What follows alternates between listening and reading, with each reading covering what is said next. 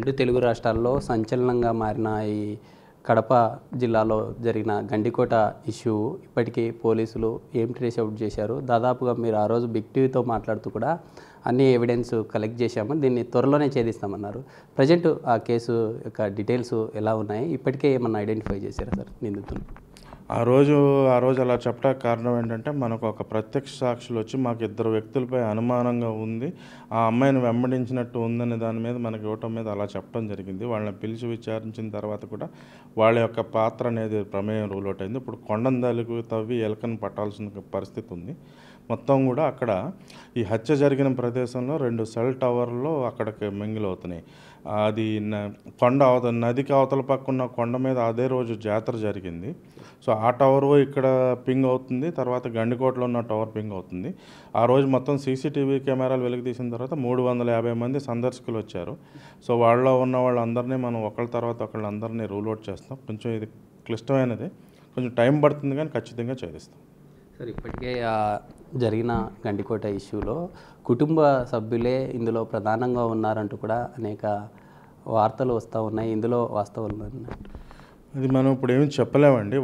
అయితే అనేక ఆరోపణలు వస్తున్నాయి, కానీ మనం పూర్తిగా ఆధారం లేకుండా కుటుంబ సభ్యులు అనేది దాని మీద మనం అనేది విచారణకు వెళ్ళటం అనేది కూడా మాకు అది వేరే రకంగా కూడా చాలా పోలీస్ పట్ల చెడు ప్రభావం పడుతుంది.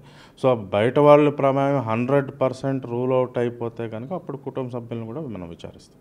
గండికోట లాంటి ప్రదేశాలు మన కర్నూలు, ఉమ్మడి కడప జిల్లాల్లో అనేక ప్రాంతాలు ఉన్నాయి. ఇలాంటి టూరిస్టు స్పాట్స్లో వెళ్ళే పబ్లిక్కి పోలీస్ శాఖ నుండి మీరు ఎలాంటి సందేశాలు ఇస్తారు? దయచేసి ఇలాంటి ప్రాంతాల్లో అసాంఘిక ఇప్పుడు మేమైతే శాఖాపరంగా కూడా అన్ని చోట్ల కూడా మేము ఇప్పుడు గండికోట అయితే అవుట్ పోస్ట్ మళ్ళీ రీఓపెన్ చేయడం జరిగింది. ఇతర సందర్శకులు వచ్చే ప్రాంతంలో కూడా పోలీస్ ప్రమేయం పెడతాం.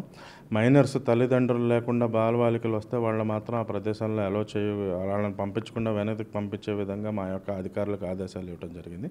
అదేవిధంగా ప్రజలు కూడా అలాంటి మారుమూల ప్రాంతాల్లో ఒంటరిగా వెళ్ళి మత్తు పదార్థాలు అలాంటివి చేయకుండా కూడా కుటుంబ పరంగా మిత్రులతో వెళ్ళి ఆహ్లాదకరమైన వాతావరణాన్ని మీరు ప్రదేశాన్ని ఎంజాయ్ చేసి రావాలి తప్పితే ఆ యొక్క ప్రదేశాల్లో ఇలాంటి మత్తు పదార్థాలు సేవించడానికి ఉపయోగించకూడదని ప్రజలకు విజ్ఞప్తి చేస్తాం. ఓవరాల్గా గండికోట ఇష్యూలో 350 మంది అక్కడికి ఆ రోజు విజిట్ చేశారని చెప్తా ఉన్నారు. అందులో దాదాపు 300 మందిని ట్రేస్ అవుట్ చేశారు. ఆ మిగతా 50 మందిలో ఈ యొక్క ఎవరైతే మైనర్ బాలిక ఉందో ఆ మైనర్ బాలికను ఈ మిగతా 50 మెంబర్స్లో వాళ్ళు నిందితులుగా ఉండే ఛాన్స్ ఉంటుందంటారా?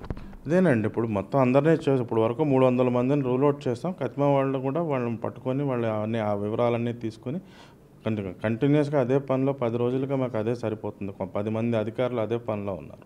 ఈ రాయలసీమ పరిస్థితి ఎలా ఉందంటారు? గతంలో ఫ్యాక్షన్ ఎలా ఉండింది, ఇప్పుడు ప్రజెంట్ కర్నూలు, కడప జిల్లా పరిస్థితి ఎలా ఉందంటారు? మీరు చార్జ్ తీసుకుంటారు. ప్రస్తుతం అయితే ఫ్యాక్షన్ లేదండి. Faction almost సర్దుమణిగిపోయింది.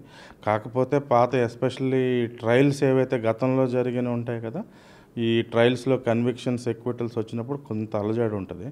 అది మినహాయిస్తే ఫ్యాక్షన్ అంటూ ప్రత్యేకంగా ఏం పెద్ద మిగిలిలేదు. కానీ జనరల్లీ కూడా ఇక్కడ జనంలో కొంచెం వైలెన్స్ అనేది వాళ్ళ డిఎన్ఏలో ఉంది. ఇద్దరు వ్యక్తులు కలిసి కూర్చుని బాతాకాండి కొట్టుకుంటూ మందు తాగుతూ ఉన్న పళంగా మనస్పర్ధలు పెరిగి చేతికిలో ఏది ఉంటే అది వచ్చుకొని దాడి చేస్తారు. దానివల్ల అనేక సందర్భాల్లో వ్యక్తులు చనిపోవడం జరిగింది. కారణం అంటూ ఏముండదు. ఇద్దరు మిత్రులే కలిసి కూర్చుంటారు, చిన్న మాట మీద కర్ర తీసుకుని లేకపోతే చేతిలో ఉన్న బాటిల్ తీసుకుని తల వెనక భాగంలో కొట్టడం, అంటే నేచర్లోనే కొద్దిగా వైలెన్స్ అనేది ఉంది. సో ఫ్యాక్షన్ అంటూ ఆర్గనైజ్డ్గా కక్షలు లేకపోతే వాటి వల్ల వైషమ్యాల వల్ల కన్నా కూడా చిన్న మనస్పర్ధల వల్ల కూడా ఏంటంటే స్వతహాగా వైలెన్స్ అనేది ఉండటం వల్ల, వైలెంట్ బిహేవియర్ ఉండటం వల్ల ఇలాంటివి జరుగుతుంది. ఇది మొత్తంగా ఈరోజు వచ్చిన కథనానికి కూడా డిఐజీ కోయా ప్రవీణ్ స్పందించడం జరిగింది. ఇలాంటి కథనాలకు భయపడేది లేదు, లీగల్గానే వెళ్తామంటూ చెప్తున్న పరిస్థితి.